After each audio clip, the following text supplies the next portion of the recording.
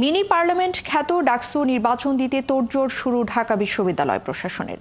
ইতিমধ্যে 10 সদস্যের রিটার্নিং কর্মকর্তা নিয়োগ দিয়েছে প্রতিষ্ঠানটি। তবে ভোটারদের বয়সসীমা না রাখায় নাখোশ সাধারণ শিক্ষার্থী সহ বেশ কয়েকটি ছাত্র সংগঠন। কেউ কেউ এরই মধ্যে দাবি করছেন হলে হলে নয়, ভোট কেন্দ্র বসাতে হবে একাডেমিক ভবনে। আর প্রধান রিটার্নিং কর্মকর্তার অঙ্গীকার, যে কোনো মূল্যে সুষ্ঠু ভোট করবেন তারা। ফরহাদ ইবনে মালিকের প্রতিবেদন। ঐতিহাসিক গণঅভ্যুত্থানের অন্যতম অঙ্গীকার ছিল গণতন্ত্রের প্রতিষ্ঠা। সেই অভ্যুত্থানে নেতৃত্ব দেওয়া ঢাকা বিশ্ববিদ্যালয়ের শিক্ষার্থীরাই সেই স্বাদ পায়নি এখনো। নানা আলাপ আলোচনা আর বিতর্কের শেষে ডাকসু গণতন্ত্রের সংশোধনী আনার পর নির্বাচন অনুষ্ঠানে 10 সদস্যের রিটার্নিং কর্মকর্তা নিয়োগ দিয়েছে বিশ্ববিদ্যালয় সিন্ডিকেট। শতবর্ষে ঢাকা বিশ্ববিদ্যালয়ে ছাত্র সংসদ নির্বাচন হয়েছে মাত্র 37 বার। এর মাঝে ব্রিটিশ ও পাকিস্তান শাসনামলে নির্বাচন হয়েছে 28 বার। আর স্বাধীনতার পর গেল প্রায় 54 বছরে এ বিশ্ববিদ্যালয়ে ডাকসু নির্বাচন দেখেছে মাত্র 8 বার। এবার নভেম্বরের পালা। এ মাসের মাঝামাঝিতে নির্বাচনের জন্য বিধিমালা হালনাগাদ করেছে বিশ্ববিদ্যালয় প্রশাসন।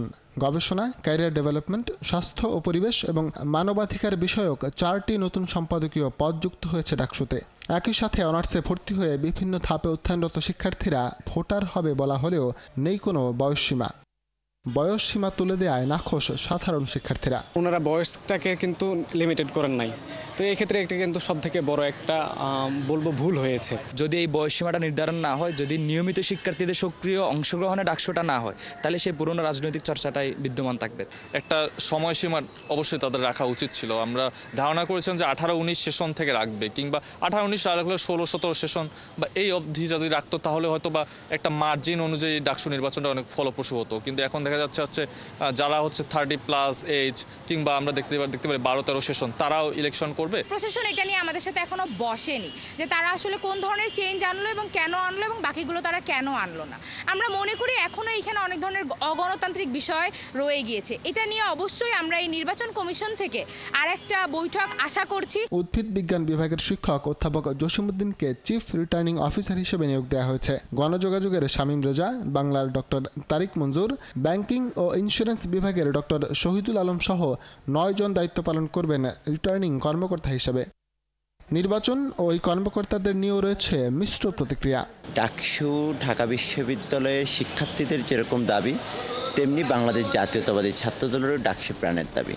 সুতরাং এটিকে আমরা ইতিবাচক হিসেবেই দেখছি এবং আমরা বর্তমান প্রশাসনকে অনুরোধ জানিয়েছি 2019 সালের মতো যেন এরকম একটি নির্বাচন না হয়।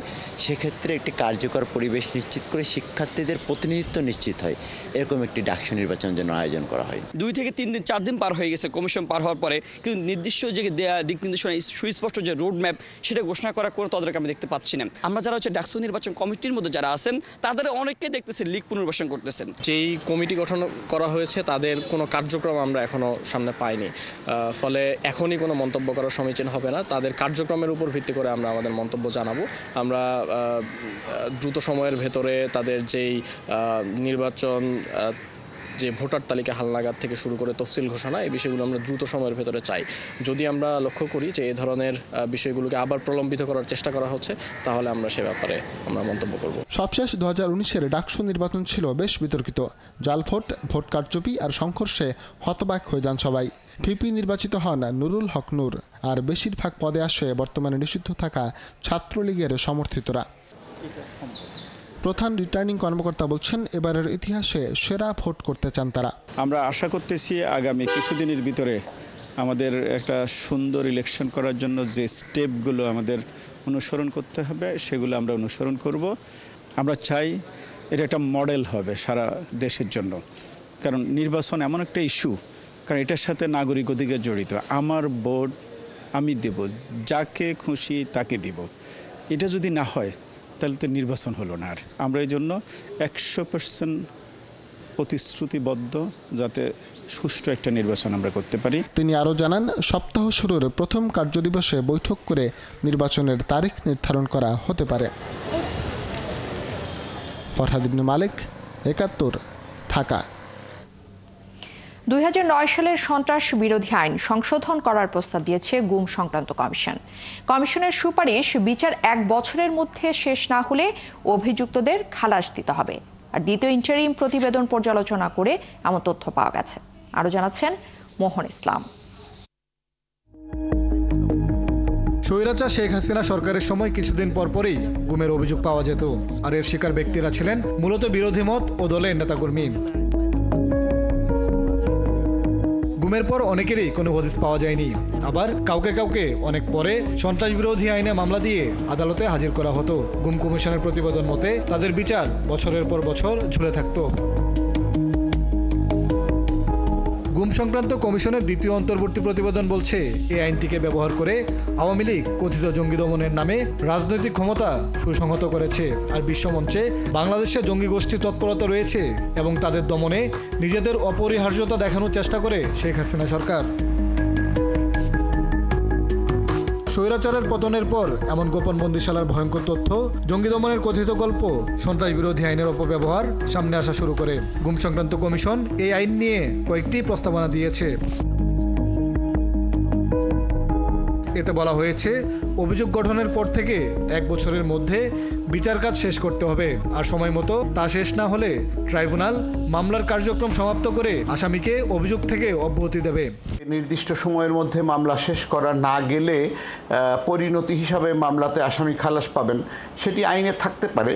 তবে একটা ছোট্ট জটিলতা হচ্ছে যে অনেক বড় বড় অপরাধ বা হিনিয়াস ক্রাইমের মামলা এইখানে করা হয় অনেক সময় সন্ত্রাস দমন ট্রাইব্যুনালে। সেক্ষেত্রে এই রকম মামলাগুলোর ক্ষেত্রেও যদি 1 বছরের এই ব্যারিয়ারের কারণে আসামি খালাস পেয়ে যায়, তাহলে সেটা ন্যায় বিচার বিঘ্নিত হওয়ার সম্ভাবনা থাকবে। কমিশন আরও বলছে, এখনও হাজার হাজার মিথ্যা সন্ত্রাস বিরোধী মামলা নিষ্পত্তি না হওয়ায় গুমের শিকার ব্যক্তিরা মারপেচে পড়ে আছে।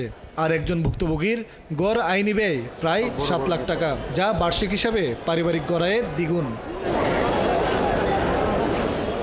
কমিশনের প্রতিবেদন বলছে, 2009 সালের সন্ত্রাস বিরোধী আইনের অভিযুক্তদের কেউ কেউ জঙ্গি সংশ্লিষ্ট কাজে জড়িত থাকতে পারে।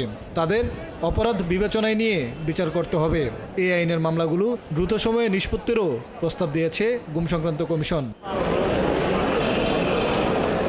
মোহন ইসলাম, 71, ঢাকা। ছাত্র জনতার অভ্যুত্থানে গণতন্ত্র প্রতিষ্ঠায় আমাদের নতুন সুযোগ সৃষ্টি হয়েছে বললেন বিএনপি মহাসচিব মির্জা ফখরুল ইসলাম আলমগীর। আর যুগ্ম মহাসচিব রুহুল কবির রিজভী বলেছেন, দীর্ঘদিনের দাবি প্রতিফলনের জন্য মানুষ নির্বাচনের জন্য অপেক্ষা করছে। ঠাকুরগাঁও এবং পাবনায় আলাদা কর্মসূচিতে তারা এই মন্তব্য করেছেন। সহকর্মীদের তথ্য এবং ছবিতে প্রতিবেদন। শুক্রবার বিকেলে ঠাকুরগাঁয়ের শহীদ মোহাম্মদ আলী স্টেডিয়ামে মির্জা রুহুল আমিন স্মৃতি টুর্নামেন্টের ফাইনাল খেলার আয়োজন করা হয়। অনুষ্ঠানে প্রধান অতিথির বক্তব্যে বিএনপির মহাসচিব মির্জা ফখরুল ইসলাম আলমগীর বলেন, 15 বছর দেশের সব প্রতিষ্ঠান ধ্বংস করা হয়েছে, এখন সময় এসেছে প্রতিষ্ঠানগুলোকে নতুন করে গড়ে তোলার। এই যে আমাদেরকে একটা নতুন সুযোগ সৃষ্টি করে দেওয়া হয়েছে, একটা গণতান্ত্রিক একটা পরিবেশ সৃষ্টি করবার জন্য, গণতান্ত্রিক রাষ্ট্র গঠন করবার জন্য, এবং সবাই ঐক্যবদ্ধভাবে বাংলাদেশকে নতুন করে গড়ে তুলবার জন্য যে পরিবেশটি নতুন করে সৃষ্টি করা হয়েছে, সেই জন্য নিশ্চয়ই নিঃসন্দেহে আমরা তাদেরকে ধন্যবাদ এবং কৃতজ্ঞতা জানাবো। একটা কথা আমাদের সবসময় মনে রাখতে হবে যে দেশটা আমার, এটা অন্য কারো নয়। এই দেশটাকে গড়ে তোলার দায়িত্ব আমাদের। এদিকে সকালে তারেক রহমানের নির্দেশে পাবনার চাটমোহরের প্রবীণ বিএনপি নেতা তাহের ঠাকুরকে দেখতে যান দলের যুগ্ম মহাসচিব রুহুল কবির রিজভী। এ সময় তিনি জানান, ফ্যাসিবাদী দল আওয়ামী লীগকে পুনর্বাসন করতে ভারতীয় নীতি নির্ধারকরা ষড়যন্ত্র করছে। লন্ডনে ডক্টর ইউনূসের সঙ্গে তাদের ভারপ্রাপ্ত চেয়ারম্যান তারেক রহমানের বৈঠকের পর থেকেই এই ষড়যন্ত্র আরও প্রকট হয়েছে।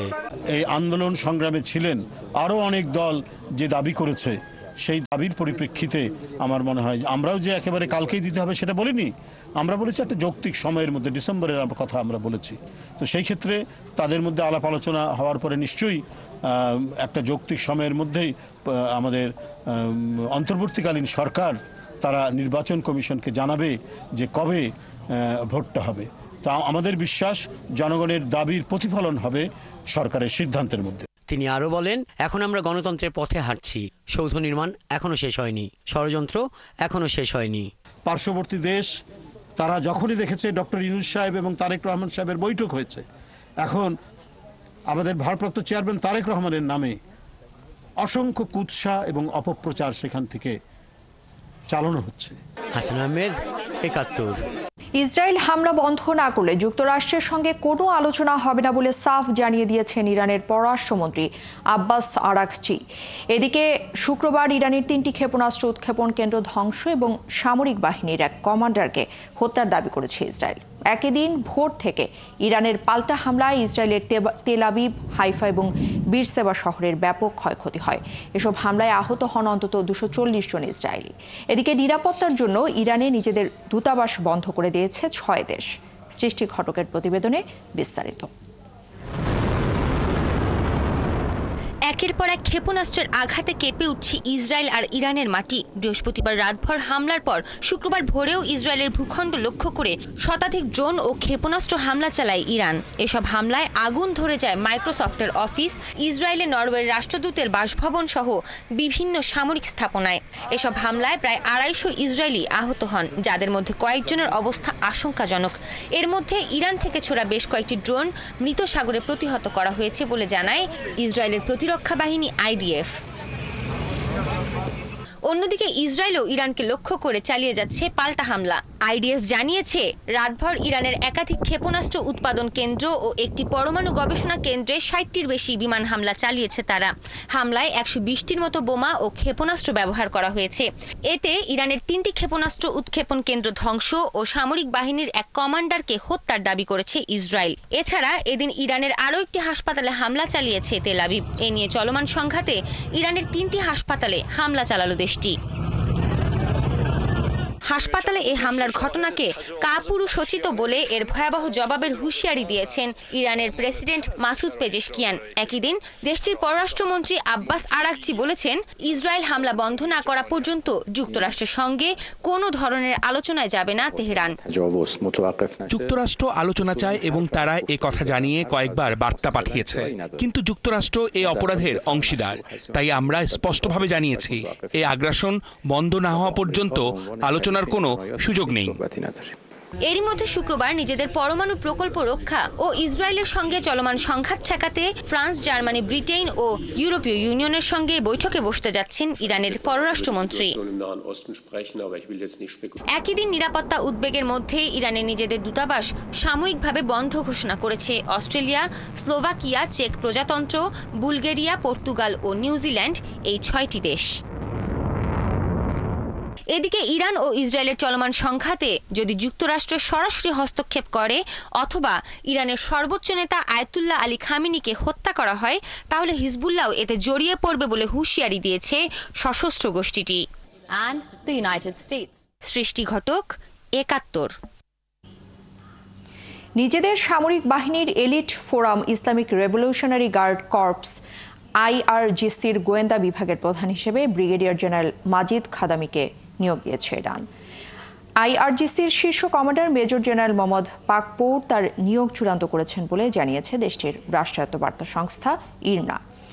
এর মাধ্যমে IRGCর গোয়েন্দা ইউনিটের সাবেক প্রধান ব্রিগেডিয়ার জেনারেল মোহাম্মদ কাজেমি স্থলাভিষিক্ত হলেন ব্রিগেডিয়ার জেনারেল মাজিদ খাদামি। এর আগে ইরানে ইসরায়েলের বিমান বাহিনীর অভিযান শুরুর পর ইসরায়েলি হামলায় নিহত হন গোয়েন্দা ইউনিটের সাবেক প্রধান ব্রিগেডিয়ার জেনারেল মোহাম্মদ কাজেমি। এদিকে ইরানের বিরুদ্ধে যুক্তরাষ্ট্রের কৌশলগত পারমাণবিক অস্ত্রের সম্ভাব্য ব্যবহারে বিপর্যয়কর পরিস্থিতি তৈরি করবে বলে সতর্ক করেছে রাশিয়া। ক্রেমলিন মুখপাত্র দিমিত্রি পেসকভ এই সতর্কতা জানিয়েছেন। এদিকে ব্রিটিশ সংবাদ মাধ্যম দ্য গার্ডিয়ানের প্রতিবেদনে বলা হয়েছে, ইরানের ভূগর্ভস্থ ফোর্দ ইউরেনিয়াম সমৃদ্ধকরণ স্থাপনা সম্পূর্ণরূপে ধ্বংস করার কাজে প্রচলিত বোমা কার্যকর হবে না বলে যুক্তরাষ্ট্রের প্রতিরক্ষা কর্মকর্তাদের ব্রিফ করা হয়েছে।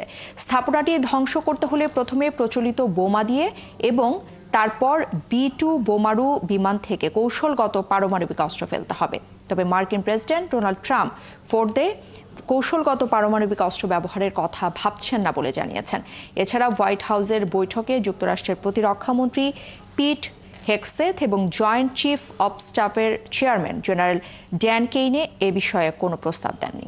47, 71 এবং 24-এর চেতনায় উদ্বুদ্ধ হয়ে কাজ করবে নতুন আত্মপ্রকাশ করা রাজনৈতিক দল বাংলাদেশ রিপাবলিক পার্টি। বিকেলে কেন্দ্রীয় শহীদ মিনারে আত্মপ্রকাশ অনুষ্ঠানে এই তথ্য জানানো হয়েছে। অবসরপ্রাপ্ত লেফটেন্যান্ট কমান্ডার মেহেদী হাসানকে সভাপতি এবং অবসরপ্রাপ্ত মেজর মোহাম্মদ রাজিবুল হাসানকে সাধারণ সম্পাদক ঘোষণা করে 28 সদস্যদের আংশিক কমিটি ঘোষণা করেছে বাংলাদেশ রিপাবলিক পার্টি। এ সময় বক্তারা আরও জানিয়েছেন, জাতীয়তাবাদী রাজনৈতিক এই দল ন্যায়ভিত্তিক চিন্তা চেতনায় কাজ করবে। নতুন এই দল সার্বভৌমত্ব এবং পররাষ্ট্রনীতিতে মর্যাদার ভিত্তিতে কাজ করবে।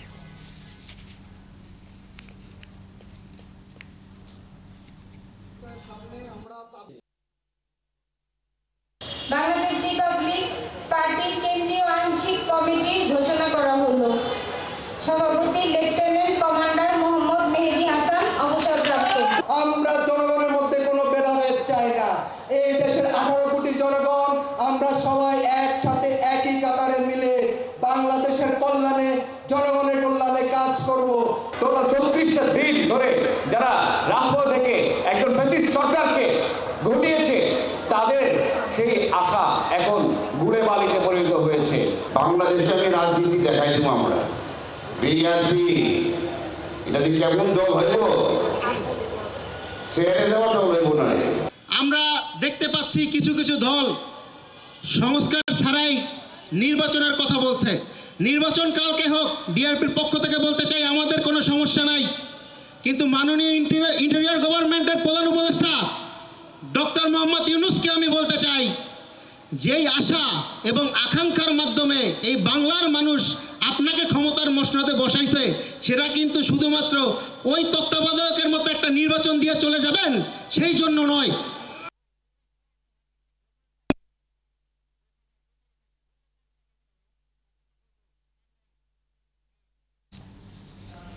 আসন্ন এইচএসসি এবং সমমানের পরীক্ষায় গত বছরের চেয়ে শিক্ষার্থী কমেছে ৮২,০০০। 2023 সালে একাদশে ভর্তি হয়েও প্রায় 4.25 লাখ শিক্ষার্থী পরীক্ষায় অংশ নিচ্ছে না, যা উদ্বেগজনক বলছেন শিক্ষা সংশ্লিষ্ট বিশেষজ্ঞরা। যথাযথভাবে জরিপ করেই পরবর্তী পদক্ষেপ নেওয়ার কথা জানিয়েছেন আন্তঃবোর্ড শিক্ষা বোর্ডের প্রধান। আর কিছু শিক্ষার্থী কমে যাওয়া স্বাভাবিক বলেও মনে করছেন তিনি। শারমিনীরা রিপোর্ট। 26 জুন শুরু হচ্ছে এইচএসসি ও সমমানের পরীক্ষা। সারা দেশের প্রায় 12.5 লাখ শিক্ষার্থী এবার পরীক্ষায় বসবে, যা 3 বছরের মধ্যে সবচেয়ে কম। পরিসংখ্যান বলছে উচ্চ মাধ্যমিকে ভর্তির পর রেজিস্ট্রেশন করেও প্রায় 4.25 লাখ শিক্ষার্থী এবার পরীক্ষায় অংশ নিচ্ছে না। শতাংশের হিসেবে কারিগরি শিক্ষা বোর্ডে এই হার বেশি, আর সংখ্যাগত দিক দিয়ে তা এইচএসসিতে বেশি। এই তথ্য নিয়মিত শিক্ষার্থী, অর্থাৎ যারা এসএসসি ও সমমানের পরীক্ষায় পাশ করে সরাসরি উচ্চ মাধ্যমিকে ভর্তি হয়েছিল সেই হিসেবে। নিয়মিত শিক্ষার্থীদের বাইরে অকৃতকার্য হওয়া সহ নানা কারণে পরীক্ষায় অংশ না নিয়ে অর্থাৎ অনিয়মিত প্রায় 2 লাখ শিক্ষার্থী এবার এইচএসসি ও সমমানের পরীক্ষায় অংশ নিচ্ছেন। নিয়মিত অনিয়মিত মিলিয়ে সংখ্যাটা প্রায় 12,51,111 জন। এইচএসসি লেভেলে কি হলো, এই ড্রপ আউটের কারণটা সুনির্দিষ্টভাবে আমরা বের করতে চাই। তার লক্ষ্যে আমাদের সার্ভে করতে হবে। এসএসসির আলোকে কারণটা হয়তো পার্সেন্টেজ ভিন্ন হবে, কিন্তু মোটা দাগে ওই রকমই কারণ হবে। বিবাহ, কর্মসংস্থান, আর্থিক সংকট। নিবন্ধন করে পরীক্ষায় অংশ না নেওয়ার পাশাপাশি গতবারের চেয়েও শিক্ষার্থী কমার বিষয়কে উদ্বেগজনক বলছেন বিশ্লেষকেরা। এবার যে কমছে 4 লক্ষ শিক্ষার্থী একটা পরীক্ষা অ্যাটেন্ড না করে, এই কমাটা কিন্তু স্বাভাবিক না। সুতরাং এটাকে যদি কমন ধরে নেওয়া হয়, এটা তাহলে ঠিক হবে না আমার কাছে মনে হয়। ইন্টারমিডিয়েট পর্যায়ে যখন একটা বাচ্চা আসে, তার পড়াশোনার যে খরচটা, এই খরচটা কিন্তু আমরা লাগাম ধরে রাখতে পারতেছি না। তার টিউশনি থাকতেছে, তার বেতন কাঠামো, এটা কোনো নির্ধারিত না আমাদের, যার ফলে প্রতিষ্ঠানগুলো কিন্তু তাদেরকে স্তরে টাকা দিচ্ছে। এখানে সামাজিক অনীহা একটি বড় কারণ। আমি নিজেই শুনেছি মধ্যবিত্ত বা নিম্ন মধ্যবিত্ত পরিবারের অভিভাবকরা বলছেন মিস্ত্রি হয়ে কি হবে। এই যে মন মানসিকতা পরিবর্তন করতে গেলে আমাদের একটা সামাজিক আন্দোলনই প্রয়োজন। শিক্ষার্থীদের প্রণোদনা সহ চাকরির নিশ্চয়তা পাবার মতো উদ্যোগ না নিলে ঝরে পড়ার সংখ্যা আরও বাড়বে, যা হবে ভয়াবহ বলছেন সংশ্লিষ্টরা। শারমিন নীরা, 71, ঢাকা। সরকার পতনের 10 মাসেও সিন্ডিকেটের খপ্পর থেকে মুক্ত হয়নি রাজধানীর নিত্যপণ্যের বাজার। মাত্র 4 দিনে কেজিতে সোনালী মুরগির দাম বেড়েছে 70 থেকে 80 টাকা। আর নতুন চাল বাজারে আসার পরও চালে কেজি প্রতি বেড়েছে 4 থেকে 5 টাকা পর্যন্ত। তবে সহনশীল অবস্থা বিরাজ করছে সবজির বাজারে, কমেছে ডিম সহ বেশিরভাগ নিত্যপণ্যের দাম। বিস্তারিত সুমন তানভীরের প্রতিবেদনে। গত মাসে এই একই সময়ে আলু কেজিতে বিক্রি হয়েছে 60 টাকায়, আর এখন বিক্রি হচ্ছে 20 থেকে 25 টাকা কেজিতে। যে পেঁয়াজের দাম 100 ছিল তা এখন 50 থেকে 60 টাকা। 10 মাসের সরকার পরিবর্তনে বেশিরভাগ সবজির দাম কমেছে। সর্বনিম্ন 20 টাকা কেজিতেও মিলছে পটল, পেঁপের মতো পণ্য। ডিম বিক্রি হচ্ছে হালি 40 টাকা, যা ছিল 50 টাকার ওপরে। গত বছর হিসাব করতে গেলে তো অর্ধেকও দাম নাই, 3 ভাগে 1 ভাগও দাম নাই। গত বছরে মনে করেন সবজি কিনছি 50 টাকা, বেচছি 70 টাকা কেজি, 60 টাকা কেজি। এই বছর তো মনে করেন আমরা কোনো বালা শান্তিতে রাখছি, সব কিছু দামে কম আছে। দাম তেমন বেশি নেই, সরকার দেখাল বেশি কিছু করছে তেমন কিছু না, দাম কমই আছে। গেল বছর কাঁচামরিচ আসলে 200 থেকে 250 টাকা, এবার কাঁচামরিচ 70 টাকা 80 টাকা কেজি। কিছু জিনিসের দাম কমেছে মনে হচ্ছে, আবার কিছু জিনিসের দাম কমে, এবং মানে কাঁচা সবজির দাম কম্পারেটিভলি একটু কম আগের চাইতে। তুলনাভাবে তো আকাশ আর পাতাল। তাই অন্যান্য বছরে আপনার এই ডিমের কেজি থাকে 300, ডজন থাকে 130, 40, 50। অন্যান্য দর থেকে এবারে আপনার ডিমের ডজন এসে লাল ডিমের ডজন এসেছে 120 টাকা ডজন, সাদা ডিম 100 টাকা ডজন, 110 টাকা ডজন। তারপরে এই যে বেগুন কিনলাম এগুলো 50 টাকা করে, কচু কিনলাম এগুলো আগে 100 টাকা 120 টাকা চাইছে, আর এখন আমরা নিলাম 70 টাকা দিয়ে। এখন আমাদের দ্রব্যমূল্য আমাদের নিয়ন্ত্রণে আছে। তবে সিন্ডিকেটের ভূত চেপেছে মুরগির বাজারে। মাত্র 4 দিনে কেজি প্রতি সোনালী মুরগির দাম 240 থেকে 1 লাফে 330-এ গিয়ে ঠেকেছে। চালের বাজারেরও একই অবস্থা। সপ্তাহে কেজিতে বেড়েছে 4 থেকে 5 টাকা। কেজি হিসাবে বললে দেখা যায় মিনিকেটটা আপনার 5 টাকা 6 টাকা কেজিতে বাড়ছে, আর 28টা 4 টাকা, 3 টাকা 4 টাকা, লাজি শালটা এরকম 3 টাকা 4 টাকা, এই 3টা চালের দামই বাড়ছে। এটা হঠাৎ করে এটা ব্যাপারটা বলতে পারবো আসলে মিলার। এখানে কোনো কৃষি মার্কেট কম, পাও বাজার কম, কারণ বাজার কম, কেউ বলার কিছু নেই। আমরা 2 টাকা বেশি আনি কিনি, 2 টাকা বেশি 70 টাকা 80 টাকা বাড়ছে 4 দিনে কেজিতে। মুরগির উৎপাদন কম হইতেছে, আমার এলারা আপনার খুব লস দিয়ে আপনার করতেছে, কারণে খামাটা আমার বন্ধ হয়ে গেছে, তার কারণে মুরগির দাম বাড়তে। এখনো আমরা আগের মতো সাফার করি, কিছু কিছু ক্ষেত্রে হয়তো একটু বেশি সাফার করতেছি। হয়তো সবগুলো আমরা সবসময় এখন মনে হচ্ছে ঠিক মতো বলতেও পারি না, অ্যাডজাস্ট করে চলতে হয়, কোনো উপায় নাই। আমদানি নির্ভর মশলা সহ বেশিরভাগের দামই বাড়তি। যারা আমদানি করে ডলারের অজুহাত দেখাইতেছে, কস্টিং, জ্বালানি তেল, বিভিন্ন অজুহাত দেখাইতেছে, দাম বাড়াইতেছে। সুমন তানভীর, 71, ঢাকা। এদিকে মধুমাসকে কেন্দ্র করে নানান জাতের দেশীয় এবং বিদেশি ফলের সমারোহে রাজধানীর খামারবাড়ি কৃষিবিদ ইনস্টিটিউটে চলছে ফল উৎসব। কৃষি মন্ত্রণালয়ের আয়োজনে শুরু 3 দিনের জাতীয় ফল উৎসবের দ্বিতীয় দিনেও দর্শনার্থীদের বেশ উপস্থিতি দেখা গেছে। বিস্তারিত নজরুল ইসলামের প্রতিবেদনে। দেশি ফল বেশি খাই, আসুন ফলের গাছ লাগাই, এই প্রতিপাদ্যে চলছে 3 দিনব্যাপী জাতীয় ফল উৎসব। খামারবাড়ি কৃষিবিদ ইনস্টিটিউশনের ফল মেলায় শুক্রবার সকাল থেকে ছিল ভিড়। আম, জাম, কাঁঠাল, লিচু, পেয়ারা, আনারস, লটকন, কলা, সফেদা সহ নানা জাতের বাহারি ফলের পসরা সাজানো হয়েছে এবারের জাতীয় ফল মেলায়। সরকারি ও বেসরকারি মিলিয়ে মোট 75টি প্রতিষ্ঠান এবারের এই ফল মেলায় অংশ নেয়। একই সাথে দেশ জুড়ে 64টি জেলার 413টি উপজেলায় এই মেলা অনুষ্ঠিত হচ্ছে। ফল মেলা দেখতে এসে বিভিন্ন ফল ও ফলের চাষ, বিক্রয় ও বিপণন নিয়ে জানতে পেরে উচ্ছ্বাস প্রকাশ করেন দর্শনার্থীরা। এই মেলায় এসে আমি অনেক ফল দেখেছি, খুব ভালো লেগেছে। বাচ্চাকে আসলে ফল চেনানোর জন্য আসছি, সব ফল তো দেখা যায় না, এই জন্য এখানে আসলে যেহেতু অনেক ধরনের ফল দেখা যাচ্ছে, এই জন্য বাচ্চাকে আসলাম যে যাতে দেশি ফলগুলোর সাথে পরিচিত হয়। আমি আনারস দেখছি, আর কাঁঠাল দেখছি, আর আম দেখছি। দেশি ফলের যে এত ভ্যারাইটি, এত স্বাদ এবং এত মিষ্টতা, সৌন্দর্য আছে, এটা বাচ্চাদের চেনা দরকার, এবং বিভিন্ন ধরনের ফলের যে উপকারিতা, এটাও আমাদের বাচ্চাদের জানাই। জানতে পারলাম যে এগুলো খেলে আমাদের শক্তি বাড়ে, দেহ গঠন হয়। এমন এমন অনেক ফল যেগুলো আসলে কখনো দেখি নাই, তো এখানে এসে দেখছি। সব ধরনের রাসায়নিক মুক্ত বিভিন্ন রকমের ফল ও ফলের চাষের প্রযুক্তি সম্পর্কে জানতে এই ফল মেলার উদ্দেশ্য বলছেন মেলার স্টলের আয়োজকরা। বাংলাদেশ থেকে যে সমস্ত ফলমূল রপ্তানি হচ্ছে সেগুলো এখানে প্রদর্শন করেছি, যেন এই আইটেমগুলো দেখে বিভিন্ন উদ্যোক্তা যারা আছে, নতুন উদ্যোক্তা যারা আছে, তারা উৎসাহিত হয়। আমাদের মেইন লক্ষ্য সেটা হচ্ছে যে ফল সম্পর্কে মানে পরিচিত করা, অনেক অপ্রচলিত ফল পরিচিত করা। বীজমুক্ত আম ব্যবহার মানুষকে দেওয়ার জন্য আসছি এবং সবাইকে সচেতন করছি কি যে আমাদের মতো করে যেন বাগান করে সবাই। প্রোডাক্টগুলো কাস্টমারকে দিতে পারতেছি এটাই, আর কাস্টমারকে এটাই পারতেছি যে আমাদের ফ্রুটসগুলো অন্তত রাসায়নিক মুক্ত। প্রতিদিন সকাল 10টা থেকে রাত 8টা পর্যন্ত সকলের জন্য উন্মুক্ত থাকবে এবারে জাতীয় ফল মেলা। নজরুল ইসলাম, ৭১, ঢাকা। দর্শক, বাংলা মোটরে দলীয় কার্যালয়ে এই মুহূর্তে কথা বলছে নতুন রাজনৈতিক দল এনসিপির